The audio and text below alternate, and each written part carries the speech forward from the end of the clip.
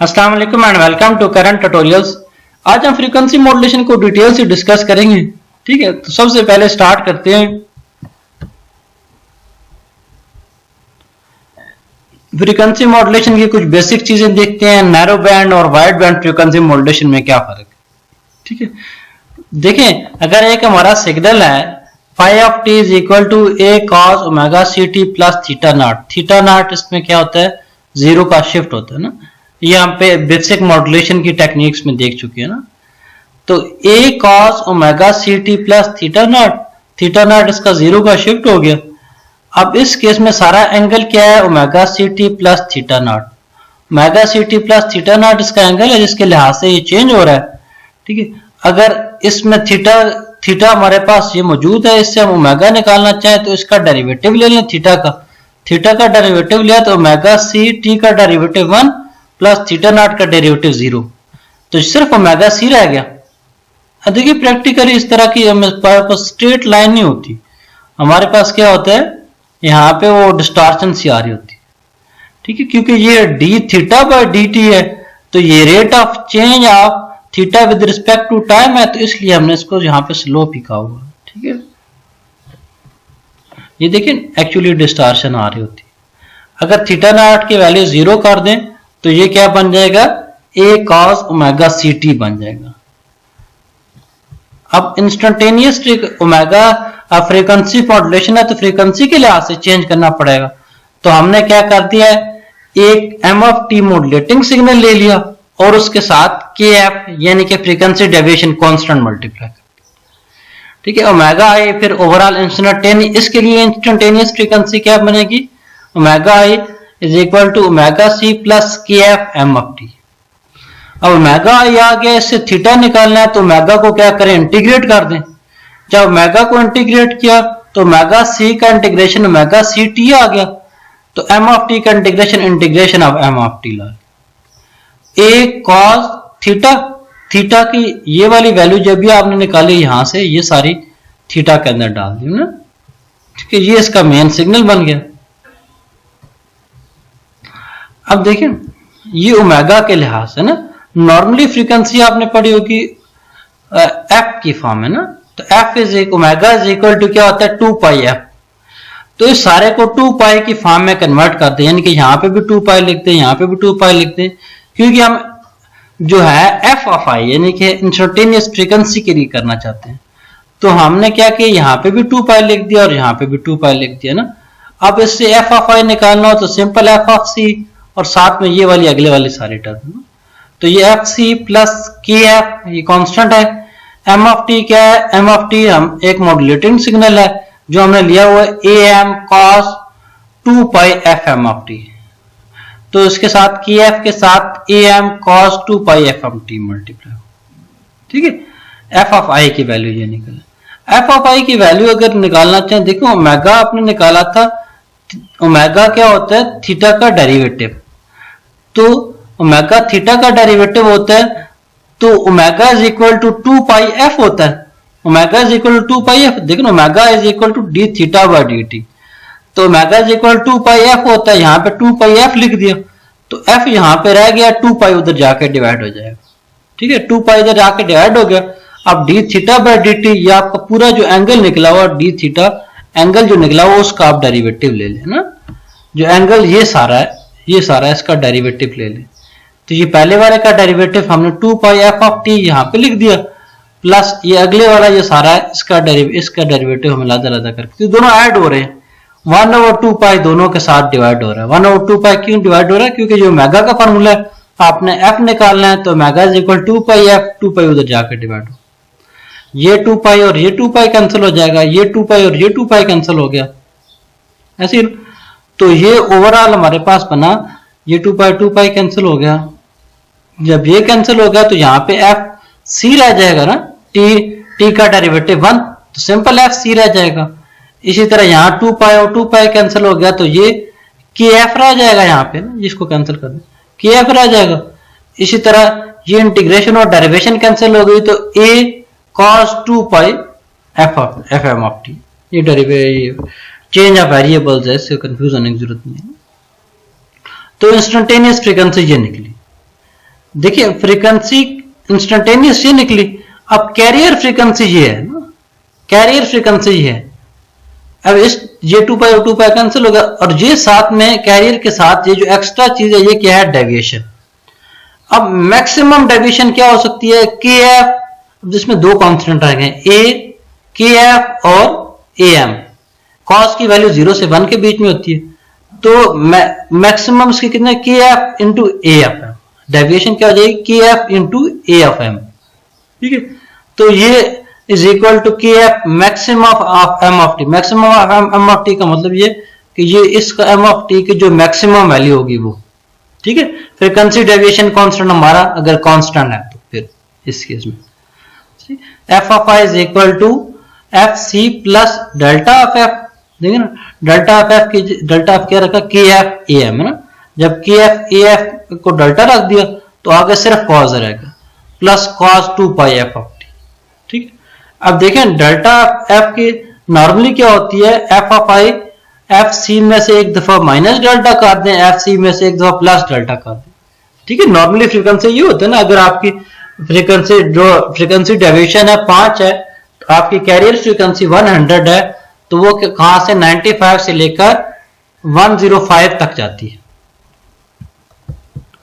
इसी तरह modulation index क्या होता है, मॉड्यूलेशन इंडेक्स होता है frequency deviation divided by modulating frequency. Frequency deviation देखिए हमने यहां निकाले के एफ इंटू ए एम, यानी कि ये वाला के एफ और ए एम है ना, k f a M divided by f. तो मॉड्यूलेशन इंडेक्स क्या बन गया, k f a M divided by F of M. अब देखिए मॉड्यूलेशन क्लासिफिकेशन देखते हैं, classification of F M narrow band और वाइड बैंड में कैसे फर्क पड़ता है मॉड्यूलेशन इंडेक्स से। देखिए मॉड्यूलेशन इंडेक्स होता है frequency deviation divided by modulating frequency. तो frequency deviation is equal to के F into A M divided by F of M. अब ये मॉड्यूलेशन इंडेक्स अगर लेस देन 1 है तो वो नैरो बैंड फ्रीक्वेंसी मॉड्यूलेशन है। ठीक है, अगर मॉड्यूलेशन इंडेक्स ग्रेटर देन 1 है तो वो वाइड बैंड फ्रीक्वेंसी मॉड्यूलेशन होगी। ठीक है, जिसका मतलब है इसकी ज्यादा वैल्यू की इसकी मॉड्यूलेटिंग फ्रीक्वेंसी इसका कांस्टेंट के एफ और इस ए एम यानी कि मॉड्यूलेटेड सिग्नल का एम्पलीट्यूड जो है सिग्नल का जो मॉड्यूलेट कर रहे हैं इसके ऊपर डिपेंड करता है। अब नैरो बैंड फ्रीक्वेंसी मॉड्यूलेशन के केस में मैक्सिमम मॉड्यूलेटिंग फ्रीक्वेंसी जो होती है वो ज्यादातर 3 किलोहर्ट्ज तक होती है। ठीक है, और फ्रीक्वेंसी डेविएशन 75 किलोहर्ट्ज तक होती है। इसी तरह वाइड बैंड के केस में मॉड्यूलेटिंग फ्रीक्वेंसी 30 से लेकर 15 किलोहर्ट्ज तक होती है, और फ्रीक्वेंसी डेविएशन जो है वो 75 यानी कि दोनों की फ्रीक्वेंसी डेविएशन क्या होती है, बराबर होती है। अब बैंडविड्थ ऑफ वाइड बैंड जो होती है वो ग्रेटर देन होती है 15 टाइम्स नैरो बैंड से। ठीक है, ये 3 किलोहर्ट्ज तक है, आप आसानी से देख लें, ये 15 किलोहर्ट्ज तक है तो काफी ज्यादा है, नॉर्मली 15 गुना ज्यादा होती है इसकी ना बैंडविड्थ। अब नैरो बैंड एंगल मॉड्यूलेशन के केस में देखते हैं। अब देखें मॉड्यूलेशन इंडेक्स किसके इक्वल होता है, K F M of T. M of T की जगह यहाँ ए ऑफ टी गिवन है क्योंकि A cos omega C T given है। तो अगर ये लेस देन 1 होगा तो ये सारा क्या हो जाएगा, ये सारा नैरो बैंड फ्रीक्वेंसी मॉड्यूलेशन होगी। अब नैरो बैंड फ्रीक्वेंसी मॉड्यूलेशन होगी। अब ए कॉस ओमेगा सी टी ये माइनस के f a sine omega T. ये साइन ओमेगा टी पता क्यों है, ये साइन ओमेगा टी इसलिए है कि ये पीछे देखें जो सिग्नल था ये सिग्नल की इंटीग्रेट हो रहा था। अगर ये कॉस है तो कॉस की इंटीग्रेशन होकर क्या हो जाएगा, साइन हो जाएगा। ठीक, k f a sine omega c. अब ओवरऑल क्या होगा, ये सिग्नल जो है ओमेगा सी यानी कि प्लस ओमेगा सी और माइनस ओमेगा सी पे इस कॉस की वजह से शिफ्ट हो जाएगा। इस कॉस की वजह से ओमेगा सी और माइनस ओमेगा सी पे शिफ्ट हो गया। अब ये अगले वाला जो है साइन ये क्या करेगा, इस सिग्नल की आगे 2 और प्लस कॉपीज बना देगा, F C minus F M और एफ सी प्लस एफ एम। इसी तरह F C minus F M minus plus F M दोनों बना देगा। ठीक है, ये वाला क्या करता है, ओरिजिनल की 2 कॉपियां जनरेट कर देता है। ये क्या करता है, जो अगले वाले 2 कॉपियां इसकी होती हैं उसकी आगे 2 और कॉपियां बना देता है। ठीक है, ये उसमें आप क्या नाम है, फोरियर ट्रांसफॉर्म में ये पढ़ा है ना आपने, इसकी 2 कॉपियां बन गई। अब देखें इसकी 2 कॉपियां बनने की वजह से इसकी बैंडविड्थ क्या हो जाएगी, 2W हो जाएगी, जैसे AM के केस में होती थी, दोनों की 2 कॉपियां बनने से डबल बैंडविड्थ हो जाएगी। आगे चलते हैं, इसमें से 2 कॉपियां बन गई। अब वाइड बैंड के केस में क्या चीज होती है, वाइड बैंड के केस में ये वाली वैल्यू जो है वो ग्रेटर देन 1 होती है ना, ये वाली वैल्यू जब ग्रेटर देन 1 होती है तो ये क्या, ये बहुत ज्यादा आगे कॉपियां बनाना शुरू कर देता है। जब ये वाली वैल्यू, ये B लिख दिया यहाँ पे, ठीक है, मॉड्यूलेशन इंडेक्स लिख दिया यहाँ पे, A cos omega CT plus B sin omega CT, B क्या है, modulation index. Wide narrow band के केस में ये लेस देन 1 होता है, इसके केस में ग्रेटर देन 1 होता है ना, वाइड बैंड के केस में। अब यहां से इसको सॉल्व करने के लिए एक बासल फंक्शन इस्तेमाल किया जाता है। ठीक, बासल फंक्शन क्या कहता है कि ये वाला कॉस क्या कहता है, इसकी एक कॉपी बना देता है, साइन क्या कहता है, n नंबर ऑफ कॉपीज बना देता है। ठीक है, कॉस पहले एक प्लस FC और माइनस FC पे शिफ्ट करता है, साइन जो है एक दफा FM और माइनस FM, इसी तरह प्लस FM और माइनस FM, यानी कि इसका चलता रहता है। तो ये nth order of basal function कहते हैं। सुनो, बासल फंक्शन में क्या कहता है, ये ओरिजिनल सिग्नल है ना, ओरिजिनल सिग्नल है, अगर बीटा की वैल्यू स्मॉल है तो ये ऑलमोस्ट इक्वल टू 1 होगा, तो J1 जो होता है वो बीटा डिवाइडेड बाय 2 होता है। इसी तरह J ऑफ n जो है वो इज इक्वल टू 0 होता है, और सम ऑफ ऑल क्या होता है, इज इक्वल टू 1 होता है। ठीक है, sum of all is equal to 1 होता है। ये ओरिजिनल है, ये दूसरे वाला इसकी पहले कॉपी है, ये दूसरी कॉपी है, इसी तरह आगे यहाँ पे 2 शो कराएंगे। स्पेक्ट्रम इसका कैसे निकालते हैं ना, अब देखिए ओमेगा सी, अब ये A cos omega CT plus beta sine omega C। अब देखिए ओरिजिनल सिग्नल था, कॉस ने क्या कर दिया, इसकी पहली कॉपी बना दी, ये वाली J0 वाली। अब साइन में जैसे मैंने आपको बताया NFM, यानी कि इसकी n नंबर ऑफ कॉपीज बनाता है। जब पहले वाली कॉपीज क्या करेगा, इसी FC को एक दफा माइनस FC प्लस FM कर देगा, एक दफा माइनस FC प्लस FM कर देगा। इसी तरह जब n की वैल्यू 2 होगी तो ये क्या कर देगा, FC माइनस 2FM कर देगा, FC प्लस 2FM कर देगा। ठीक है, J0 का मतलब है ओरिजिनल वाली, J1 का मतलब है n इज इक्वल टू 1 के ऊपर, J2 का मतलब है n इज इक्वल टू 2 के ऊपर। तो इस तरह इसकी कॉपी बनाता जाएगा ना।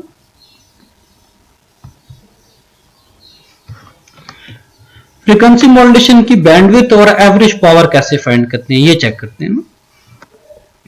देखिए फ्रीक्वेंसी मॉड्यूलेशन के केस में हम बैंडविड्थ फाइंड करने के लिए कार्सन रूल ज्यादा इस्तेमाल करते हैं, क्योंकि अगर थ्योरेटिकली देखा जाए तो हमें फ्रीक्वेंसी मॉड्यूलेशन के लिए इनफाइनाइट बैंडविड्थ चाहिए होती है, जो प्रैक्टिकली पॉसिबल नहीं होती।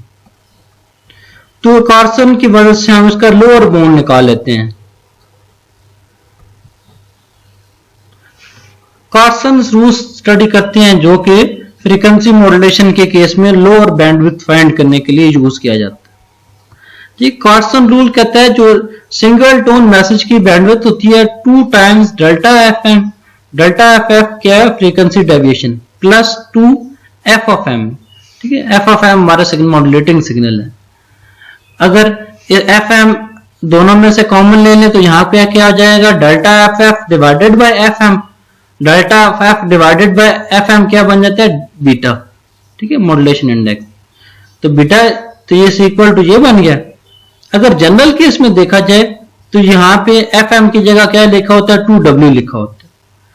2W यानी कि W का मतलब क्या, हाईएस्ट फ्रीक्वेंसी, हाईएस्ट फ्रीक्वेंसी का डबल बैंडविड्थ चाहिए होती है, इसलिए 2W लिखा होता है। ठीक है, इसी तरह अगर आप यहाँ W से दोनों में से कॉमन ले लेंगे तो delta FF divided by W आ जाएगा, यहाँ पे यहाँ 2 भी कॉमन ले लिए तो यहाँ प्लस 1 आ जाएगा ना। Delta FF divided by W आएगा, delta FF divided by W क्या होगा, डेविएशन रेशो आ गया। डेविएशन रेशो वही है जो मॉड्यूलेशन इंडेक्स के इक्वल होती है। ठीक है, अब डेल्टा ऑफ F क्या चीज है, delta of F frequency deviation है जो maximum of K of F into M of T। ठीक है, अगर KF कांस्टेंट है तो maximum of KF into maximum of M of T होता है।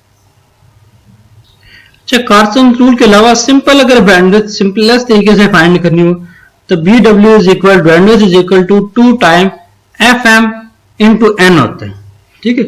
FM क्या है, मॉड्यूलेटिंग फ्रीक्वेंसी है, ठीक है। N जो है number of significant side bands, ठीक है। वैसे क्योंकि N number of side bands होते हैं, बहुत ज्यादा होते हैं, तो सिग्निफिकेंट साइड बैंड्स अगर आप 2 ले लें, 3 ले लें, तो 7 किए जा सकते हैं ना। पावर फाइंड करनी है किसी वेव की, तो पावर क्या होती है, इसका जो A cos ओमेगा CT जो इसका स्केलर क्वांटिटी है, इसका मैक्सिमम पीक वैल्यू है, उसका स्क्वायर करके डिवाइडेड बाय 2, ठीक है। अगर यहाँ A लिखा हुआ है तो A स्क्वायर डिवाइडेड बाय 2 होगी, M लिखा हुआ तो M स्क्वायर डिवाइडेड बाय 2, चाहे फ्रीक्वेंसी वेव हो या फेज वेव हो, दोनों के केस, PM और FM दोनों मॉड्यूलेशन के केस में। प्री एम्फेसिस और डी एम्फेसिस क्या होता है ये चेक करते हैं ना, क्योंकि प्री एम्फेसिस और डी एम्फेसिस कैसे इस्तेमाल करते हैं। देखिए अगर हम फ्रीक्वेंसी बढ़ा दें तो हमारा एम्पलीट्यूड कम हो जाता है। अब जब एम्पलीट्यूड कम हो जाता है तो SNR की वैल्यू क्या होती है, वो भी कम हो जाती है। तो यही काम करते हैं हम, हाई फ्रीक्वेंसी कंपोनेंट का जिसका SNR ज्यादा हो उसको क्या करते हैं, उसको हाई फ्रीक्वेंसी कंपोनेंट जिसका उसको हम कहते हैं एम्फसाइज करते हैं, ठीक है, उसको हम बूस्ट कर देते हैं बिफोर ट्रांसमिशन। अब प्री एम्फसिस होता है, प्री एम्फसिस सर्किट यूज किया जाता है ट्रांसमिशन में, उससे हम क्या करते हैं फ्रीक्वेंसी, उसकी फ्रीक्वेंसी बढ़ा देते हैं। जब फ्रीक्वेंसी बढ़ा देते हैं तो एम्पलीट्यूड कम हो जाता है, उस कम होने की वजह से हमारा SNR की वैल्यू भी रिड्यूस हो जाती है। ये काम हम ट्रांसमिशन साइड पे करते हैं, ठीक है। जब हम रिसीव करते हैं तो रिसीविंग में प्री एम्फसिस को खत्म करने के लिए हमें क्या करना पड़ता है, डी एम्फसिस करना पड़ता है। उसको फ्रीक्वेंसी के उसको नॉर्मल लेवल पे यानी कि या सेम लेवल पे लाने के लिए हमें डी एम्फसाइज यानी कि फ्रीक्वेंसी को रिड्यूस करना पड़ता है। जो फ्रीक्वेंसी को रिड्यूस करके हम अपना रिक्वायर्ड एम्पलीट्यूड हासिल कर लेते हैं। इस तरह हमें प्री एम्फसिस करने का फायदा ये होता है कि हमारा SNR लेवल कम हो जाता है, और डी एम्फसिस करने से ये फायदा होता है कि हम अपना ओरिजिनल सिग्नल वापस ले लेते हैं। Generation of FM signal, FM signal की जनरेशन कैसे होती है ये चेक करते हैं। 2 तरह से जनरेट करते हैं वैसे, एक डायरेक्ट मेथड होता है और एक इनडायरेक्ट मेथड होता है। Generation of narrow band signals, ठीक है, नैरो बैंड सिग्नल्स को हम जनरेट करते हैं। अब देखिए नैरो बैंड सिग्नल्स के अंदर हमारा क्या आ रहा था, एक साइन और एक कॉज आ रहा था ना। ये देखिए इसकी जो इक्वेशन है नैरो बैंड सिग्नल की, वो ये है A cos omega CT minus AF sine omega CT, यानी कि इसके लिए हमें ओमेगा C के साथ साइन भी चाहिए और कॉज भी चाहिए। तो हम क्या करते हैं, एक कॉज का कैरियर लेते हैं, ठीक है, उसको 90 डिग्री शिफ्ट करके उससे साइन बना लेते हैं। उससे प्रोडक्ट मॉड्यूलेशन की मदद से हम क्या करते हैं, इधर से साइन वाला इस्तेमाल कर लेते हैं, इधर से कॉज वाला इस्तेमाल कर लेते हैं। क्योंकि बीच में नेगेटिव साइन है तो साइन वाले की तरफ नेगेटिव साइन लगा दिया, दोनों को इस कॉज वाले के साथ पॉजिटिव लगा दिया, इधर के साथ नेगेटिव लगा लिया, और यहां से हमने इसकी नैरो बैंड सिग्नल को जनरेट कर लिया। ये चीज देखें हमने यहाँ पे की, एक कैरियर लिया, एक कैरियर लेके उसको 90 डिग्री पे शिफ्ट कर दिया। अब उसके साथ मल्टीप्लायर है, इसके लिए हम मल्टीप्लायर एम्पलीट्यूड मॉड्यूलेशन वाला double side band suppressed carrier amplitude modulation इस्तेमाल की, ठीक है। एम्पलीट्यूड मॉड्यूलेशन इस्तेमाल करके हमने इसके साथ KF ले लिया, KF के साथ हमने आगे सम करके नैरो बैंड फ्रीक्वेंसी मॉड्यूलेशन इस्तेमाल कर लिया, फ्रीक्वेंसी मॉड्यूलेशन।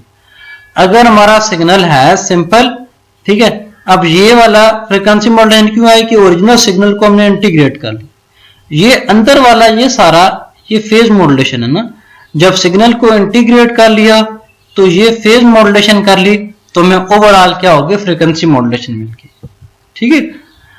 अब ये हमने जिस सिग्नल के साथ इंटीग्रेट करके फेज मॉड्यूलेशन की तो हमें फ्रीक्वेंसी मॉड्यूलेशन। अब फेज मॉड्यूलेशन की डायग्राम क्या होती है, सिग्नल को हमने क्या किया, सीधा सीधा लेके साइन कॉस था उसके साथ 90 डिग्री का शिफ्ट किया, और 90 डिग्री का शिफ्ट करके double side band plus carrier ले लिया है, KP का कांस्टेंट ले रही है, और साथ में सम करके narrow band frequency phase modulation ले लिया। नैरो बैंड फेज मॉड्यूलेशन आ गया। तो नैरो बैंड फेज मॉड्यूलेशन से हम फ्रीक्वेंसी मॉड्यूलेशन कैसे कर सकते हैं कि सिग्नल लें, उसको इंटीग्रेट करें, आगे फेज मॉड्यूलेटर लगाएं तो हमें फ्रीक्वेंसी मॉड्यूलेटर मिल जाता है। ठीक है, इसी तरह अगर सिग्नल ले लें, उसको डेरिवेटिव करके उसका फ्रीक्वेंसी मॉड्यूलेटर लगाएं तो हमें फेज मॉड्यूलेटर मिल जाता है। ठीक है, वाइस वर्सा होता है ना। अगर यहाँ पे इंटीग्रेशन की बजाय फेज डेरिवेशन लगाएं और आगे क्या करें, फेज मॉड्यूलेशन है इस केस में, तो फ्रीक्वेंसी मॉड्यूलेशन लगाएं तो हमें फेज मॉड्यूलेशन मिल जाए, जिनके एक दूसरे का ऑपोजिट है। इसमें हमारे पास फेज मॉड्यूलेशन थी, ये सारा फेज मॉड्यूलेशन वाला सर्किट है ना, ये फेज मॉड्यूलेशन वाला, इसके पीछे हमने इंटीग्रेटर लगा के इससे हमने फ्रीक्वेंसी लगा। Generation of wide band signals, wide band signals को किस तरह जनरेट करते हैं वो चेक करते हैं ना।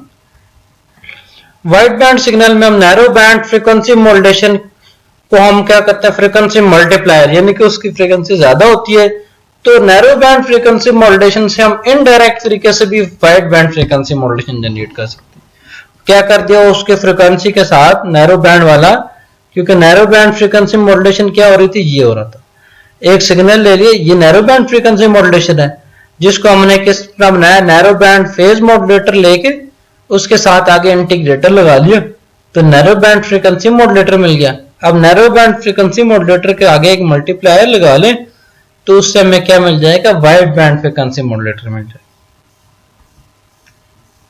इसके अलावा वोल्टेज कंट्रोल ऑसिलेटर वीसीओ से भी इसको बनाया जा सकता है, वो डायरेक्ट जनरेशन कंसिडर की जाती है इसकी। आर्मस्ट्रांग का मेथड भी है कि आपने क्या किया, क्रिस्टल ऑसिलेटर ले लिया, साथ में बफर लगा लिया, फेज शिफ्टर लगा लिया, बैलेंसिंग सर्किट लगा दिया, एएफ ऑडियो फ्रीक्वेंसी इन कर ली, उसका इक्वलाइजर ले लिया। इस तरह पहले दूसरे फेज पे, तीसरे चौथे स्टेज पे डिफरेंट फ्रीक्वेंसी से मल्टीप्लाई करके हमने इसको हासिल कर लिया। अब फ्रीक्वेंसी मॉड्यूलेशन की कुछ इक्वेशंस देखते हैं ना, जो फ्रीक्वेंसी मॉड्यूलेशन की कुछ इक्वेशंस हैं जो उसके केस में वाइटल, जो हम पहले पढ़ भी चुके हैं सारे, तो उसको हम समराइज कर देते हैं एक ही जगह के ऊपर। ओरिजिनल सिग्नल था omega C equal to 2 pi F C आ गया, omega M 2 pi F M आ गया। फ्रीक्वेंसी डेविएशन किसके equal, K F into A M. ठीक है, इसको हम मैक्सिमम माइनस मिनिमम से भी फाइंड कर सकते हैं। मॉड्यूलेशन इंडेक्स क्या होता है, delta f divided by F of m. ठीक है, frequency deviation divided by modulation frequency. Instantaneous frequency हमारे इसके पास, इसके अलावा हम 5fm की वैल्यू फाइंड कर सकते हैं। आप करंट ट्यूटोरियल्स को सब्सक्राइब कीजिएगा और थैंक यू।